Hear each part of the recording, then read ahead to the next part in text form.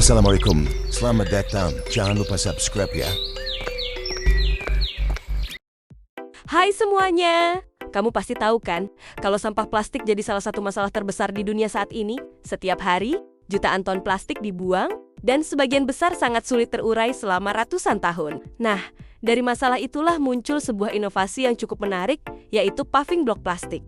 Paving block plastik adalah hasil daur ulang limbah plastik yang dilelehkan, lalu dicetak menjadi batu paving, seperti yang biasa kita lihat di jalan atau halaman rumah. Bentuknya mirip dengan paving beton, tapi bahannya dari limbah plastik, kantong kresek, atau tutup gelas air mineral. Tujuannya sederhana, tapi penting, mengubah limbah yang merusak lingkungan menjadi produk yang berguna dan bernilai ekonomi. Tapi muncul satu pertanyaan besar, apakah paving block plastik ini lebih cocok untuk bisnis atau untuk kepentingan lingkungan? Mari kita bahas satu persatu. Bapak ngejual berapa per meter? Pertama, dari sisi lingkungan. Pembuatan paving block plastik jelas memberikan manfaat besar. Berdasarkan data yang dirilis oleh BPS dan BKKBN tahun 2025, jumlah kepala keluarga yang ada di Jawa Barat sebanyak 13.230.126 kepala keluarga. Jika dari setiap kepala keluarga ikut membantu mengurangi sampah plastik, dengan cara membuat 1 meter persegi eco paving, maka kita berhasil mengubah 990.509 ton sampah plastik menjadi sesuatu yang berguna. Karena setiap 1 meter persegi eco paving bisa mengurangi 75-80 kg sampah plastik. Bayangkan kalau produk tersebut digunakan di taman kota, trotoar, atau halaman sekolah. Kita tidak hanya mempercantik lingkungan, tapi juga ikut membantu bumi bernapas lebih lega.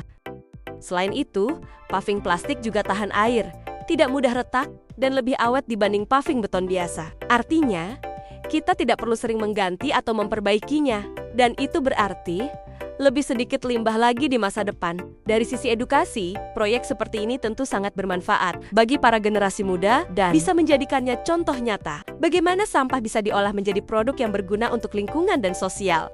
Jadi, dari segi lingkungan, paving plastik jelas punya nilai positif yang tinggi.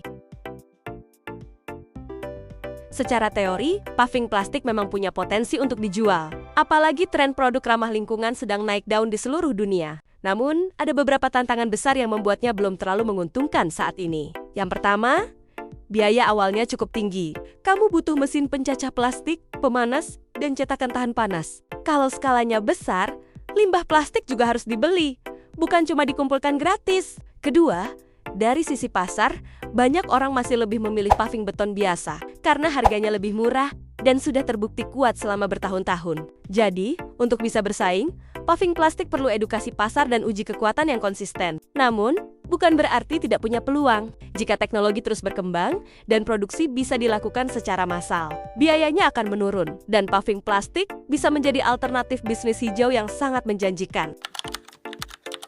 Untuk saat ini, paving block plastik lebih layak dikembangkan untuk kepentingan lingkungan. Proyek seperti ini lebih cocok dijalankan oleh komunitas, sekolah, atau pemerintah daerah yang ingin mengurangi limbah plastik dan meningkatkan kesadaran masyarakat tentang pentingnya daur ulang.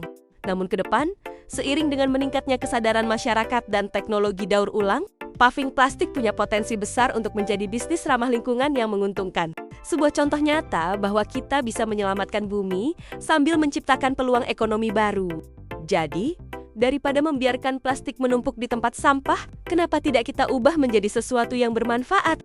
Paving block plastik bukan sekadar inovasi, tapi langkah kecil untuk masa depan bumi yang lebih bersih, hijau, dan berkelanjutan. Terima kasih sudah menonton. Jangan lupa klik like, subscribe, dan bagikan video ini. Biar lebih banyak orang tahu bahwa dari sampah pun kita bisa menciptakan perubahan besar.